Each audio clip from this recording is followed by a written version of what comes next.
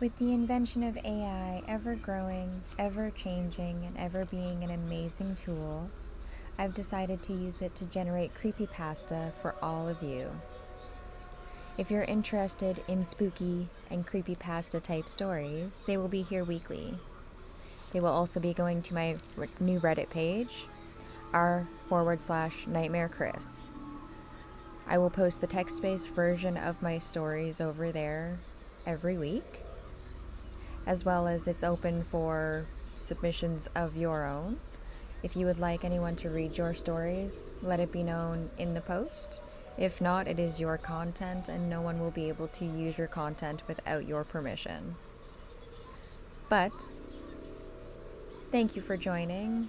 Don't forget to like, comment, and subscribe. Let's get into the story. Beneath the Floorboards.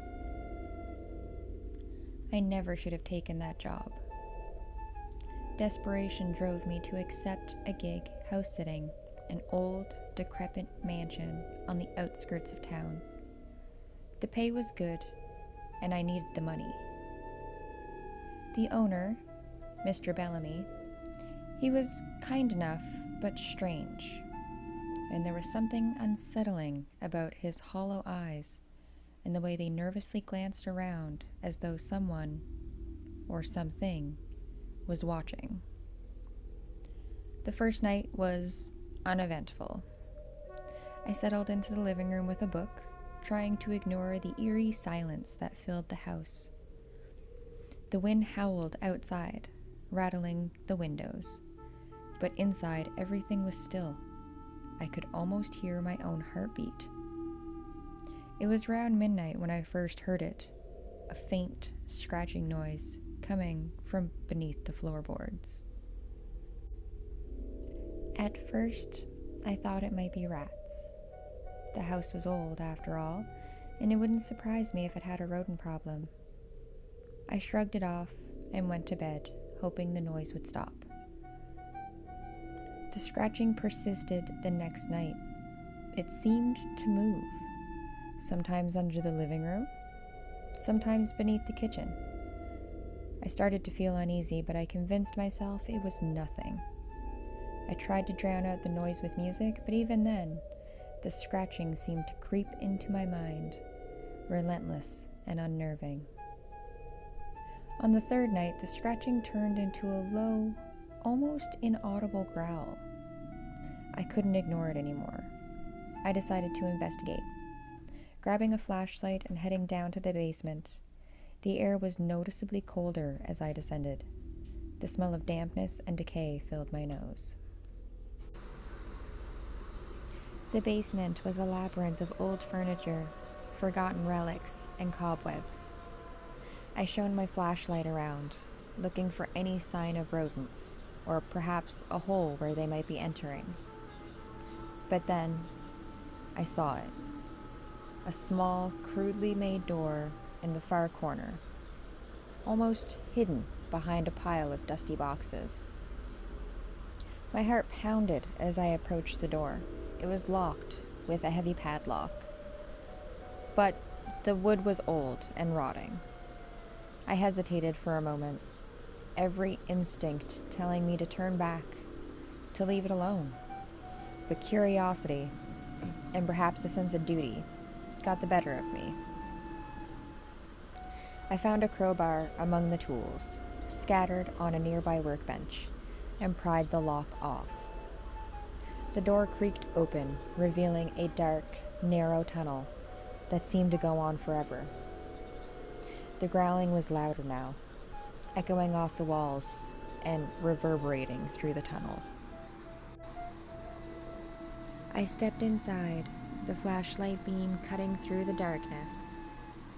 The walls were damp and covered in strange, indecipherable symbols. The air grew colder still, and the growling became more distinct, more menacing. I felt a chill run down my spine as I ventured deeper. The tunnel twisted and turned, leading me further into the earth. I lost track of time, but it felt like hours had passed. Finally, the tunnel turned into a large, cavernous chamber. The growling was deafening now, and I could see a faint, eerie glow emanating from the center of the room. As I approached the source of the glow, it became clear.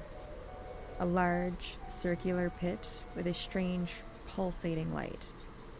And there, in the center of the pit, was the creature. It was like nothing I had ever seen.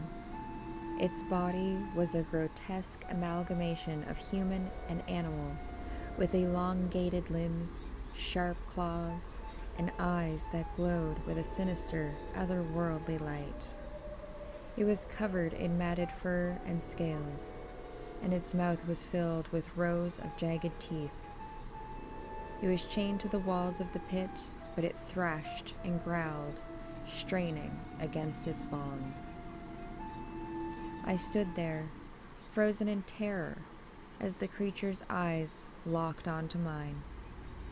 It let out a roar that shook the very ground beneath my feet.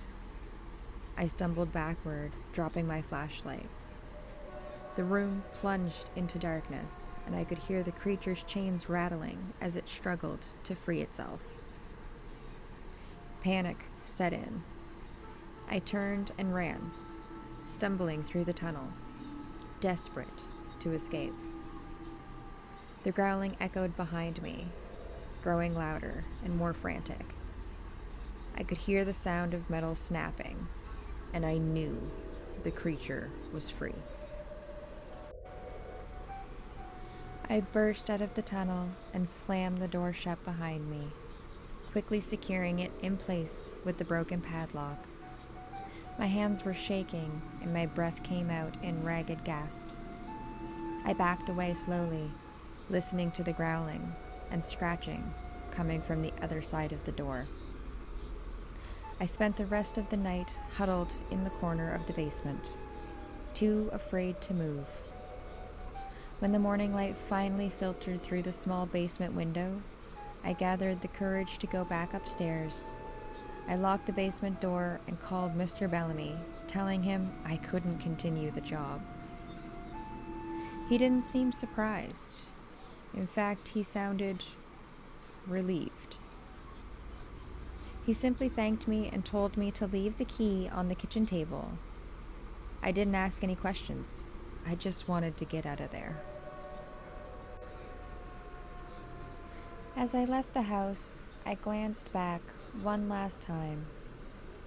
The old mansion stood silent and still, but I could still hear the faint growling echoing in my mind. I drove away, vowing never to return. I never found out what that creature was, or why it was chained beneath the house. Sometimes, late at night, I still hear the growling, a reminder of the terror I faced beneath the floorboards. And I know that deep down, some things are better left undisturbed.